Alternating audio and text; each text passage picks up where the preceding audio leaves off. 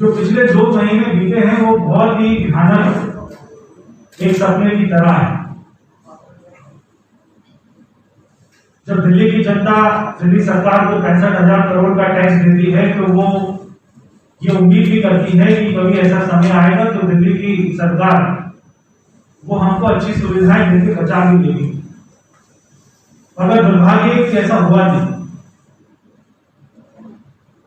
हमने पिछले साल भी देखा और इस साल भी देखा कि जब कोई बीमार होता था तो वो दिल्ली सरकार के अस्पतालों में जाना नहीं चाहता। हमारे पास में जो फोन आते थे, अगर उनके पास में खर्चा करने का साधन था तो उनकी पहली मांग यही रहती थी कि हमें दिल्ली सरकार के अस्पताल में नहीं जाना, हमें तो प्राइवेट हॉस्पिटल में भर्ती करवा दो।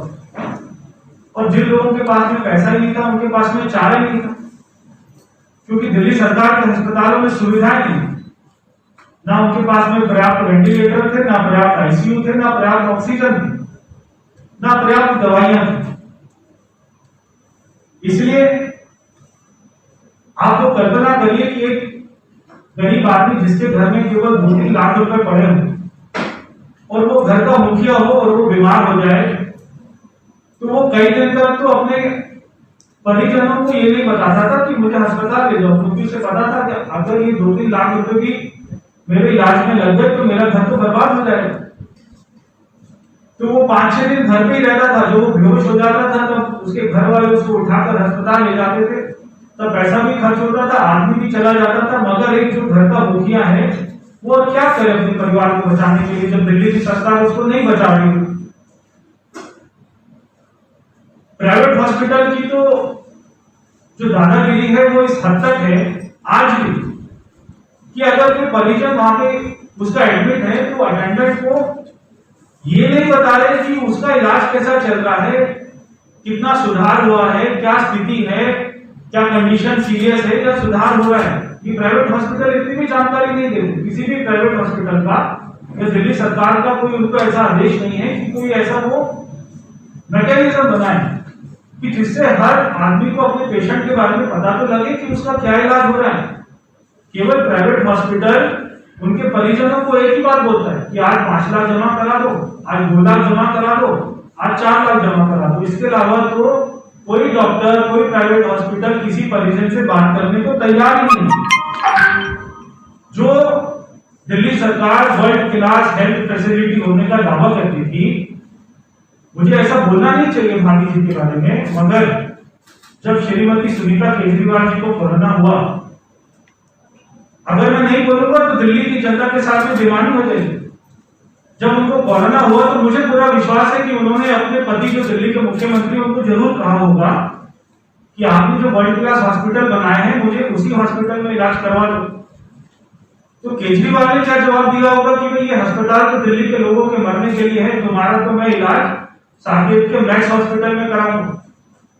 मैं दिल्ली के मुख्यमंत्री से पूछना चाहता हूं कि उन्होंने जो मैक्स हॉस्पिटल में इलाज करवाया है अपनी धर्मपत्नी का दिल्ली के टैक्स के पैसे से, वो उस इलाज का बिल कितना है?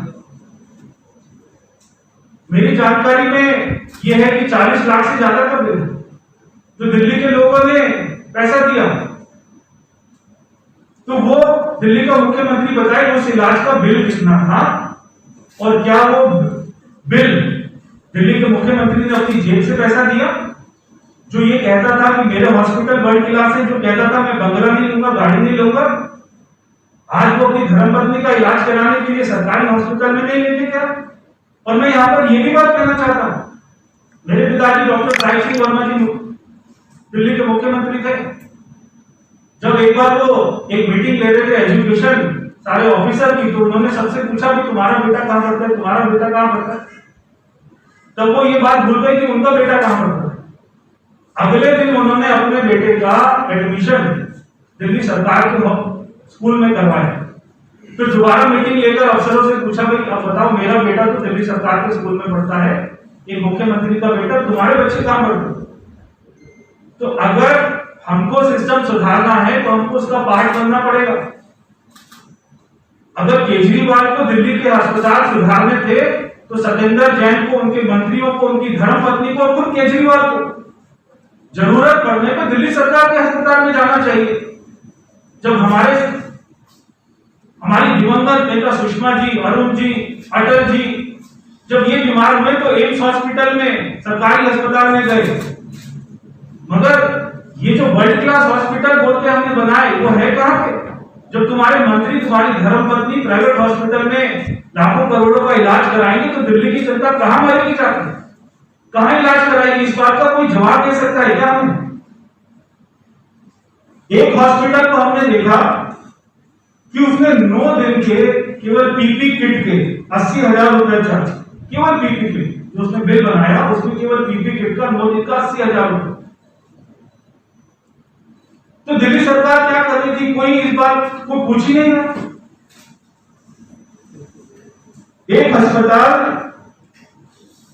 जहां पर एडमिशन के नाम पर ही 2-3 लाख रुपए जमा करा लेते, दिल्ली के हर प्राइवेट हॉस्पिटल में आप जाइए, पहले बोलते 3 लाख एडवांस जमा करा दो, उनको पता नहीं इलाज कितने दिन चलेगा, आदमी बचेगा नहीं बचेगा, 3 लाख रुपए एडवांस जमा करा दो। आमतौर पर जनरली हर आदमी जो 10 दिन हॉस्पिटल में रहा है प्राइवेट में, उसका बिल 10 लाख से 20 लाख रुपए आमतौर पर। जो हम बात कर रहे 2020 में दिल्ली सरकार ने एक आदेश जारी किया था, उसका किसी प्राइवेट हॉस्पिटल ने पालन नहीं किया।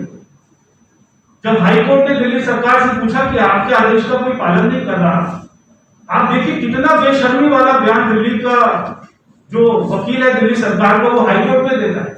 आपको हैरानी हो जाएगी, बेशर्मी की हदें पार करती सारी। दिल्ली सरकार का वकील हाईकोर्ट में कहता है कि हमें 1 साल में कोई शिकायत ही नहीं मिली, एक भी शिकायत नहीं मिली, तो हम सिस्टम को क्या करें? दिल्ली की जनता शिकायत ही नहीं कर रही कि हमसे बिल ज्यादा लिया जा रहा है। ऐसा क्यों हुआ? क्योंकि उस आदेश में अगर किसी को पीड़ा होगी तो वो किसके पास जाएगा? वो आदेश उसके ऊपर में साइलेंट था। सिस्टम क्या होगा? उनका नोडल ऑफिसर कौन होगा? ईमेल क्या होगी? कौन सी वेबसाइट है जहां पर वो आदमी आवेदन करे? अगर झगड़ा हो गया तो वो आदमी करेगा क्या?